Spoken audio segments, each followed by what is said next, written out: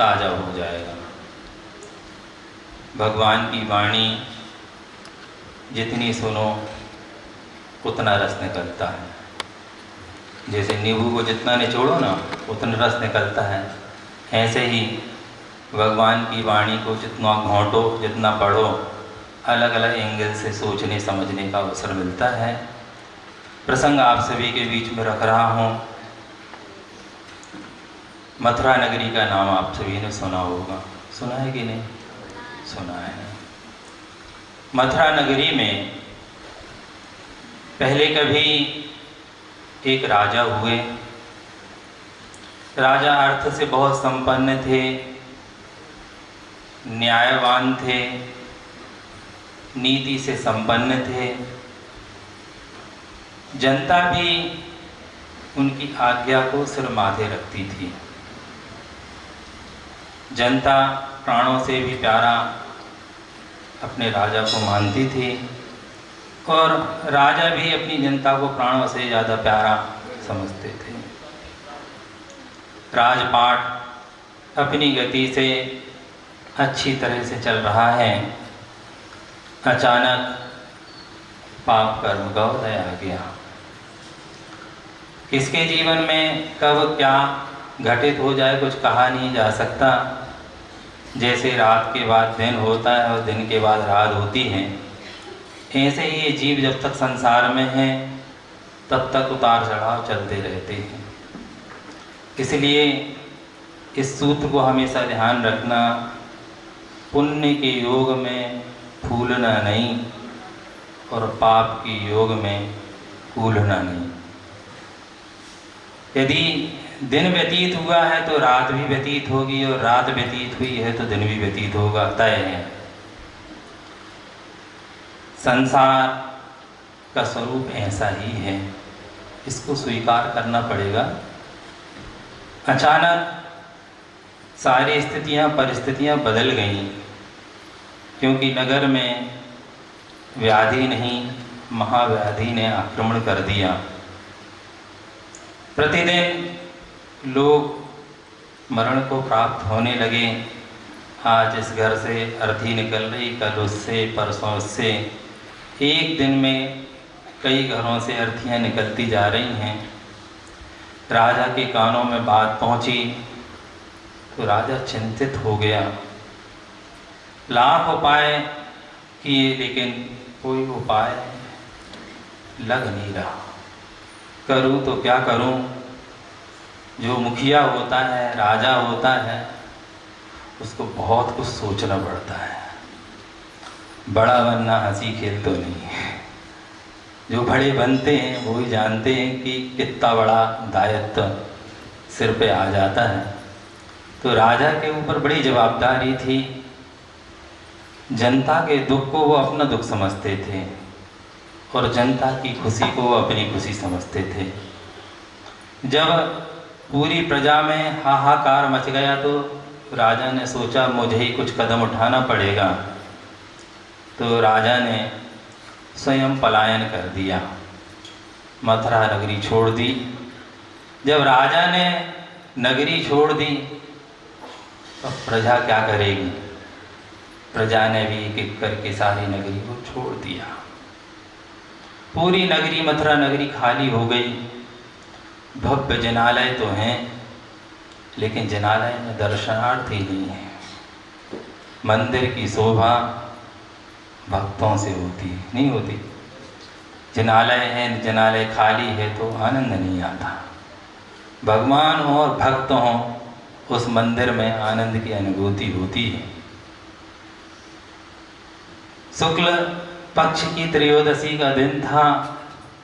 अचानक सुमति नाम के सेठ व्यापार आदि के सिलसिले से गए होंगे तो दर्शन करने का उन्हें सौभाग्य मिला। जब उन्होंने मथुरा नगरी को देखा, ऊंचे ऊंचे भवन बने हुए हैं लेकिन भवनों में कोई दिख नहीं रहा है। आखिर मामला क्या है? मंदिर गए, विशाल मंदिर है, एक से एक सुंदर सुंदर प्रतिमाएं हैं, बड़ी बड़ी प्रतिमाएं हैं, मनोज्ञ प्रतिमाएं हैं, लेकिन ना तो दर्शन करने वाला है, ना पूजन करने वाला है, न कोई विधान करने वाला है। बड़े आश्चर्यचकित हुए। पुण्य के योग से उसी जिनालय में रिद्धि से संपन्न मुनि महाराज विराजमान थे। दर्शन करके सेठ सुमति ने उनके चरणों में भी धूप दी और पूछा कि भगवान ये तो बताओ, इतनी सुंदर नगरी है, इतने विशाल जिनालय हैं, इतने विशाल जिनबिंब विराजमान हैं, लेकिन मंदिर खाली है, नगरी खाली है, सूनी है, आखिर कारण क्या है? रिद्धि संपन्न मुनि महाराज जिनकी तपस्या बड़ी ऊंची थी, रिद्धियाँ सामान्य मुनि महाराजों को प्राप्त नहीं होती, विशिष्ट मुनि महाराजों को ही जो तप में निष्णात होते हैं उन्हें ही रिद्धियाँ प्राप्त होती हैं। वो रिद्धि संपन्न मुनि महाराज थे और सेठ सुमति ने उनके चरणों में निवेदन रखा कि महाराज आखिर मामला क्या है और इसकी पूर्ति कैसे होगी?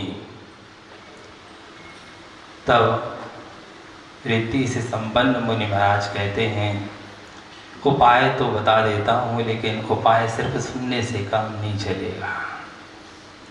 उन्होंने कहा अगला पक्ष 16 दिवसीय पक्ष आ रहा है। 16 दिवसीय पक्ष में श्री शांतिनाथ महामंडल विधान की आराधना संपन्न करो। सेठ सुमति धर्मात्मा थे। रिद्धिधारी मुनि महाराज के श्री मुख से कोई बात निकली है, पक्का समस्या का समाधान प्राप्त हो गया। कोई भी साधक जब साधना में निष्णात होता है, अपने वचनों का सदुपयोग करता है, तो उनके वाक्यों में ऐसी रिद्धि प्राप्त हो जाती है, ऐसी शक्ति प्राप्त होती है कि वे जो भी कह दें वो अपने आप में सिद्ध हो जाता है। फिर तो वो रिद्धि से संपन्न मुनि महाराज थे। भला शंका की कहाँ बात थी? सेठ सुमति ने चारों ओर खबर भेज दी कि जिनालय में 16 दिवसीय पक्ष में श्री शांतिनाथ महामंडल की आराधना संपन्न करो। और 16 दिवसीय पक्ष में अनुष्ठान किया गया। एक व्यक्ति ने नहीं किया।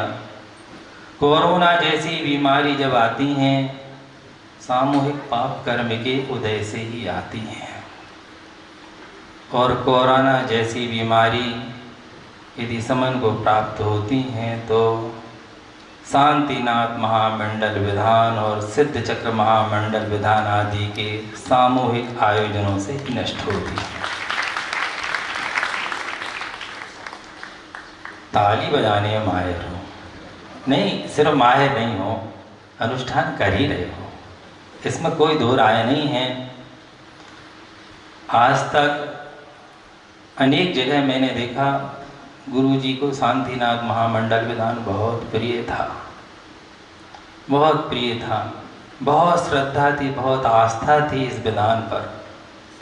कभी भी कोई समस्या आती थी तो गुरुजी एक ही निदान देते थे, जाओ शांतिनाथ महामंडल विधान करो, और उसके साथ ये भी कह देते थे, सुनो ताराचंदी वाला करना, ताराचंदी वाला। बहुत शक्ति से संपन्न है, बहुत भावना से भरा हुआ है ये विधान। पंडित जी साहब ने गागर में सागर भर दिया इस विधान के अंदर, और सारी समस्याएं गुरु जी कहने से सही हो जाती थी। आज मैं देखता हूँ अनेक जिनालयों का निर्माण हो रहा है, और गुरु जी ने कई जिनालयों के निर्माण में कहीं कोई रुकावट आई तो कमेटियों को एक ही सलाह दी कि श्री शांतिनाथ महामंडल विधान संपन्न करो। जिन जिन कमेटियों ने गुरु जी की बात को वजन देके हृदयंगम किया और चरितार्थ किया, समस्याएं नहीं आई। यहाँ भी 1 साल से नहीं, लगातार 7 वर्ष से 9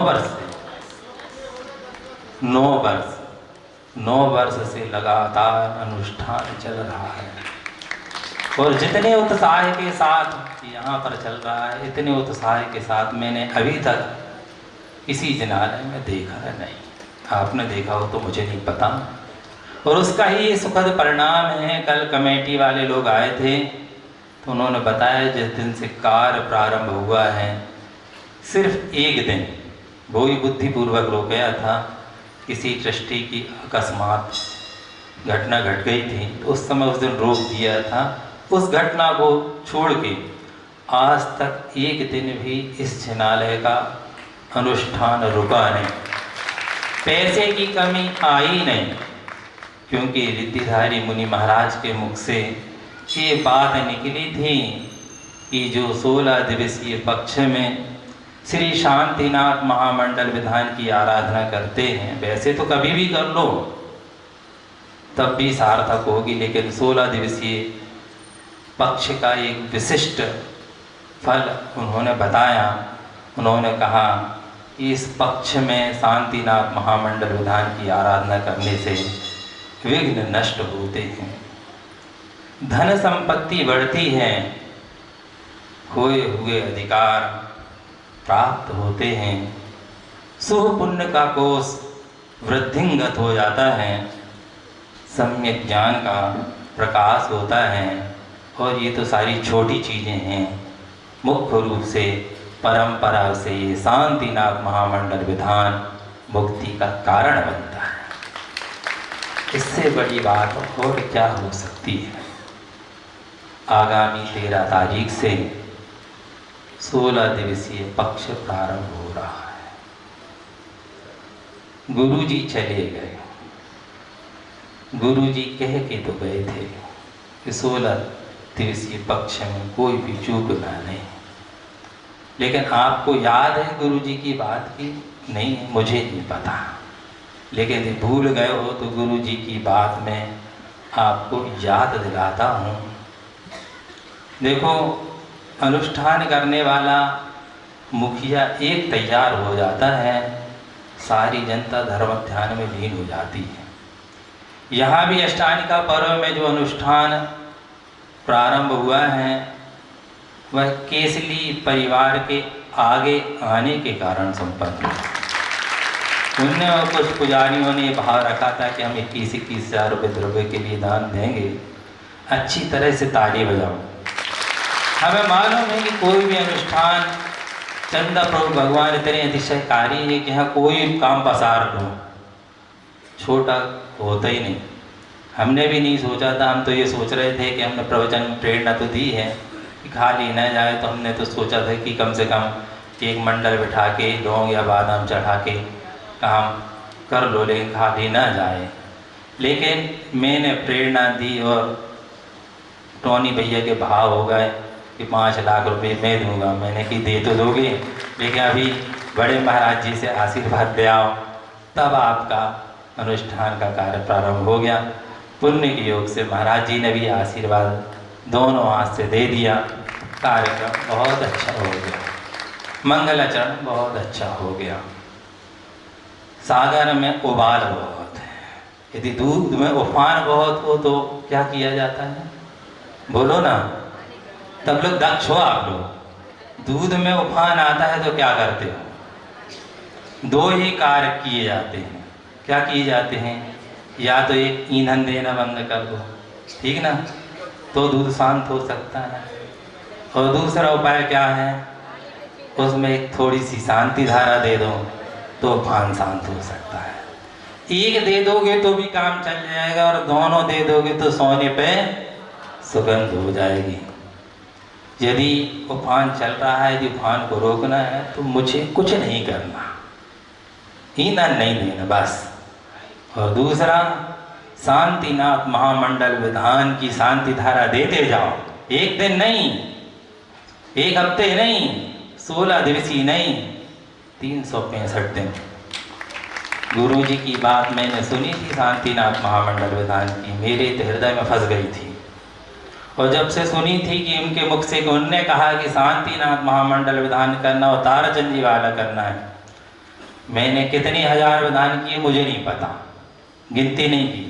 पहले तो लक्ष्य बनाया था 1008 करना है, तो लेकिन जब शुरुआत की तो फालतू में गिनना काहे को। जब तक सांसें हैं तब सख्त श्री शांतिनाथ महामंडल विधान संपन्न करना है।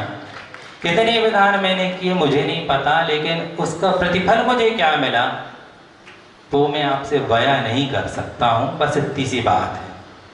और सदैसा आपको यही दे रहा हूँ, गुरु जी कह के गए, छोटे से लेके बड़े तक, बच्चे से लेके बूढ़े तक, गरीब से लेके अमीर तक, 16 दिवसीय पक्ष में तो करना हो तो कर लेना, नहीं करना हो तो नहीं करना। अंदर से तो हो ही रहा है, लेकिन बाहर से भी कर लोगे तो मैं ये दावे से कह सकता हूँ कि 8 दिन का समय तो सबको ही नहीं दे सकता, लेकिन सिर्फ एक दिन के विधान के लिए यदि आप जोड़ोगे तो सागर की समूची पूरी सकल समाज भी उस अनुष्ठान में आपकी जुड़ सकती है। और इसका कार्य जो मंदिर का काम, क्योंकि बिना पैसे के नहीं होता, बूंद बूंद से घट पड़ता है, कण कर से भरता भंडार। इस सिद्धांत को यदि अपना लोगे, शब्द को तोड़ने से अर्थ निकलता है और व्यक्ति को जोड़ने से अर्थ निकलता है। बस व्यक्ति को जोड़ते जाओ। मनुष्य मान कसाय का पुतला है, किसी को भी मान कसाय में धक्का लगता है फिर वो टूट जाता है। यदि व्यक्ति को जोड़ना है, प्रेम से जोड़ लो, वात्सल्य से जोड़ लो, धन भी देगा, तन भी देगा, मन भी देगा, क्या नहीं देगा, और सारे काम आपके सुलभ होते जाएंगे। मुनि महाराज ने, रिद्धि से संपन्न मुनि महाराज ने संदेश तो दे दिया सुमति सेठ को, और सुमति सेठ ने ऐलान कर दिया पूरी नगरी में जनता को, घबराओ मत। रिद्धि से संपन्न मुनि महाराज ने उपाय बता दिया है, उपाय मिलकर करना है, और सामूहिक आराधना की और प्रतिफल ये निकला। चंद्र दिनों में वो मारी रोग कहाँ पलायन कर गया पता नहीं। किसी विद्वान के मुख से निकला था, अब उनने कहाँ पढ़ा मुझे नहीं पता, उनने हो सकता है पढ़ा हो या ना पढ़ा हो, लेकिन चूँकि शास्त्र में मैंने पढ़ा नहीं, किसी ग्रंथ में पढ़ा नहीं, इसलिए मैं वैसी बात नहीं कर रहा हूँ उनके मुख से कि ये मारी रोग फैलने का कारण क्या था। तो उनके मुख से जो सुना था वो सुना रहा हूँ।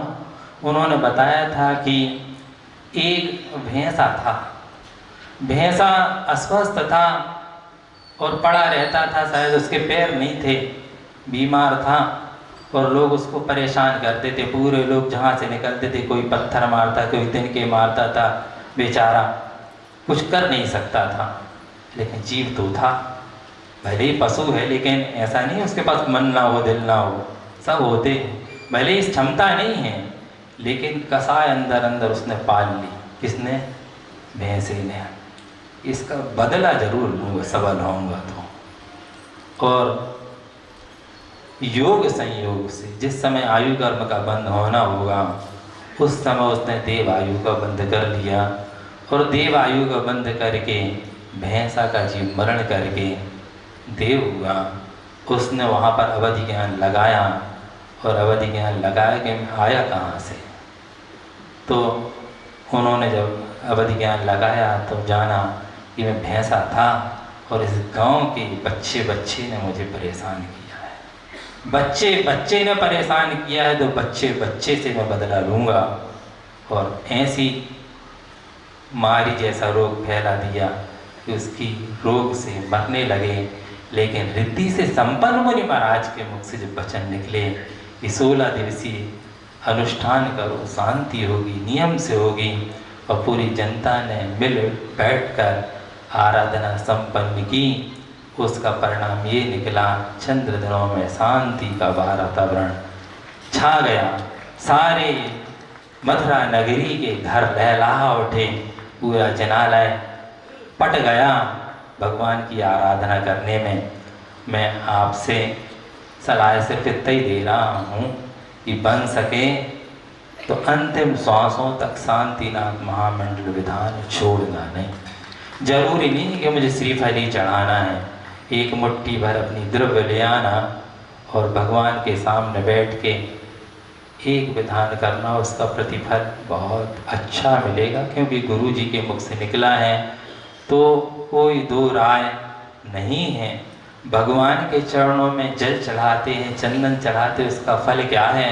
शांतिनाथ महामंडल विधान खोल के देखना, जब अपन अष्टक से पूजन करते हैं तो उसमें लिखा है जिनेंद्र भगवान शांतिनाथ भगवान के चरणों में जो जल समर्पित करता है उसे राज तिलक मिलता है। बिना पैसे का जल चढ़ा रहे हैं और राज तिलक की बहुमूल्य संपत्ति, साधारण संपत्ति नहीं, ऐसी बहुमूल्य संपदा मिलती है फोकट के जल चढ़ाने में। और चंदन के चढ़ाने से क्या होता है? चंदन में भी चंदन तो दोनों सौ बाकी तो जल ही है। वो चंदन चढ़ाने का फल क्या है? तो कह रहे हैं स्वर्गों में सुगंधित शरीर मिलता है। अक्षत चढ़ाने का फल क्या है? फेयर एंड लवली मत लगाओ, सुन रहे कि नहीं? भगवान के समवसरण में जाके शांतिनाथ महामंडल विधान करो। अक्षत चढ़ाने से कामदेव जैसा सुंदर शरीर मिलता है। फेयर एंड लवली लगाने से नहीं होता कुछ।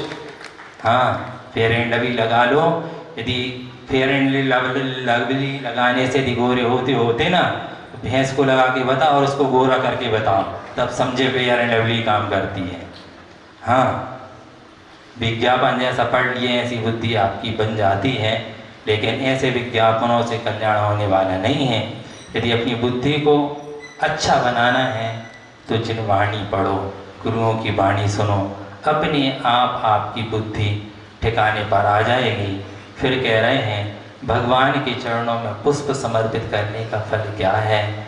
तो कह रहे हैं पंडित जी ने भी जो लिखा है मन से नहीं लिखा, विधान भी जितना लिखा है पूर्वाचार्यों की देशना के अनुसार ही शब्दों का संयोजन किया है। उन्होंने मन से कुछ भी नहीं लिखा है। उन्होंने लिखा है जो भगवान के चरणों में पुष्प समर्पित करता है उसे पुष्पोत्तर विमान में जन्म लेने का सौभाग्य मिलता है।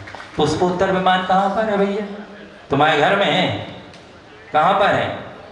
16वें स्वर्ग के विमान का नाम है पुष्पोत्तर विमान। सुन रहे कि नहीं? पुष्प चढ़ा रहा है और 16वें स्वर्ग के स्वामी बन रहे। इसे सरल उपाय और का हो सकता है कि नहीं?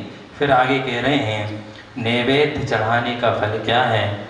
तो कह रहे हैं नैवेद्य चढ़ाने से कल्प वृक्ष 2 ही जगह होते हैं, या तो भोग भूमि होते हैं या स्वर्ग भूमि में होते हैं।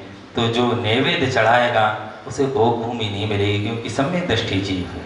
मिथ्या दृष्टि जीव होगा और नैवेद्य चढ़ाएगा तो वो तो भोग भूमि जा सकता है, लेकिन यदि सम्यक दृष्टि जीव नैवेद्य चढ़ाएगा तो उसे कहाँ की कल्प वृक्ष मिलेंगे? स्वर्ग के ही कल्प वृक्ष मिलेंगे। फिर कह रहे हैं जो जिनेंद्र भगवान के समक्ष दीपक से आरती करता है या दीप समर्पित करता है उसे केवल ज्ञान रूपी ज्योति की प्राप्ति होती है। 3 लोक को जानने की शक्ति, सुन रहे कि नहीं?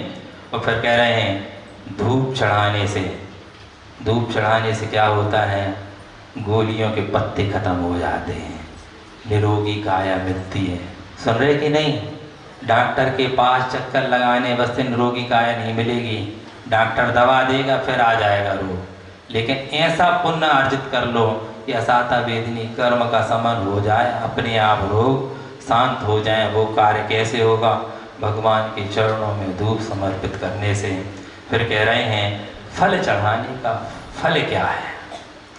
फल चढ़ाने का फल है मन वांछित वस्तु प्राप्त होती है। उत्कृष्ट फल तो ये है कि मोक्ष फल की प्राप्ति होती है, और जघन्य फल है कि मोक्ष फल की प्राप्ति होती है। इसलिए कभी भी द्रव्य चढ़ाने में कंजूसी नहीं करना। जितने अच्छे से अच्छी द्रव्य चढ़ा सको, जितनी सुंदर से सुंदर द्रव्य चढ़ा सको, उतना अच्छा है। ये डिपॉजिट होता जा रहा है। यदि 1 मुट्ठी आपने जिनेंद्र भगवान के चरणों में समर्पित की है तो इसका प्रतिफल कम से कम इतना तो जरूर होगा कि कम से कम 1 मुट्ठी रत्न रिफंड मिलेंगे, इससे कम नहीं मिलेंगे।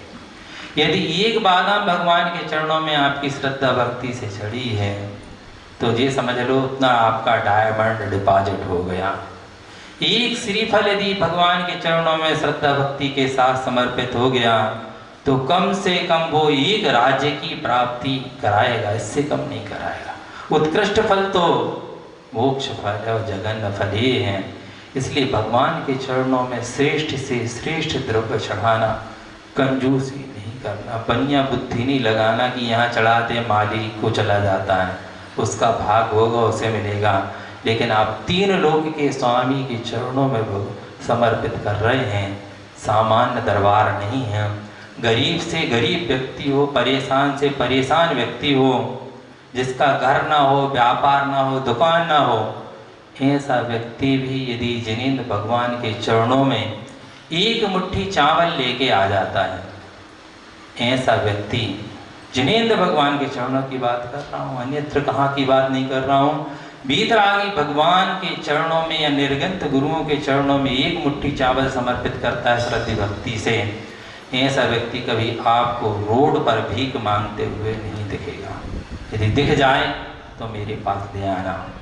दिख ही नहीं सकता, क्योंकि ये तो टेलर है, टेलर। फिल्म तो आपकी तैयार होगी, तेरे दरबार की है जब तकसीर देखी है, तुझे देते नहीं देखा मगर झोली भरी देखी। जितने लोग चले जाना इस जनालय में, जितने लोग शांति विधान कर रहे हैं 9 वर्ष से, 9 वर्ष पहले का इतिहास देख लेना, मुझे नहीं पता, उनके घर में पूछ लेना जाके। 9 वर्ष पहले जब आपने अनुष्ठान चालू नहीं किया था, उस दिन आपके पास में घर में कितना धन से वैभव था, और आज 9 साल लगभग हो चुके हैं, लगातार आप करते हो, तो उसका प्रतिफल आपको क्या मिला? किसी से भी पूछ लेना, मुझे नहीं पता, मैं किसी से परिचित नहीं हूँ ज़्यादा, 2-4 लोगों से परिचित हूँ, जैसे टोनी भैया, उनसे जाके पूछ लेना, कचौड़ी है वो करता है, उससे पूछ लेना, और 2-4 लोग हैं, नाम भी मुझे याद नहीं रहते, जाके पूछ लेना, प्रतिफल आपको मिल जाएगा। लेकिन आपको ये अपने आप इनके पास जाओगे तो बुद्धि आपको परेशान होने की आवश्यकता नहीं है। ये दरबार ऐसा है कि दिल से जुड़ के देखो, परेशान होने की आवश्यकता नहीं है। सारी समस्याओं का एक ही समाधान है। यहाँ पर ऐसे ऐसे श्रावक मुझे मिले, बड़ी खुशी हुई। प्रतिदिन शांतिनाथ महामंडल विधान करते हैं, प्रतिदिन सिद्ध चक्र महामंडल विधान करते हैं। एक श्राविका तो ऐसे ही मिल गई, 1 नहीं 2 नहीं 3 विधान प्रतिदिन सिद्ध चक्र महामंडल विधान, उसके साथ प्रतिदिन शांतिनाथ महामंडल विधान, उसके साथ प्रतिदिन भक्तांबर महामंडल विधान। धन नहीं, इनका प्रतिफल कब मिलेगा, कैसा मिलेगा? जब मिलेगा तो मिलेगा, समेट नहीं पाएंगे, बस समय हो रहा है।